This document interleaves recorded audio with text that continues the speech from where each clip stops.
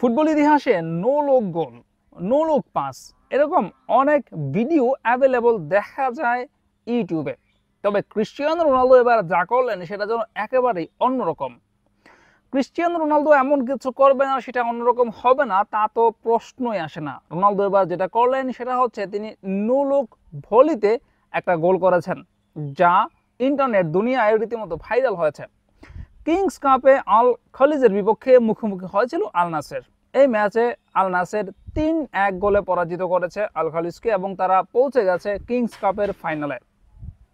সেই সেমিফাইনালে Cristiano Ronaldo জোড়া গোল করেছেন, সঙ্গে একটা গোল করেছেন সাদিও মানে। তবে ক্রিস্টিয়ানো রোনালদো যে দুইটা গোল করেছেন তার মধ্যে একটা ছিল এই দর্শনীয় এক ভলিতে, যেটা আবার ক্রিস্টিয়ানো রোনালদোর নো লুক ভলি হিসাবে এখন সামাজিক যোগাযোগ মাধ্যমে ছড়িয়ে পড়েছে। গোলের ভিডিওতে ভালো করে লক্ষ্য করলে দেখা যাচ্ছে প্রতিপক্ষের ভুলে আসলে বলটা পেয়েছিলেন ক্রিস্টিয়ানো রোনালদো এবং তিনি কোনো দিকে না তাকিয়েই দারুণ এক ভলিতে গোলটা করেছেন। দারুণ এক ভলিতে তিনি শট মেরেছেন, বল চলে যায় প্রতিপক্ষের গোল পোস্টে। ভিডিওতে স্পষ্ট দেখা যাচ্ছে ক্রিস্টিয়ানো রোনালদো যখন শট মেরেছেন তখনও তিনি আসলে গোল পোস্টের দিকে একটি বারের জন্য তাকাননি। তিনি কোনো দিকে না তাকিয়ে শটটা মেরেছেন এবং শট সেটাও চলে যায় আবার গোল পোস্টে।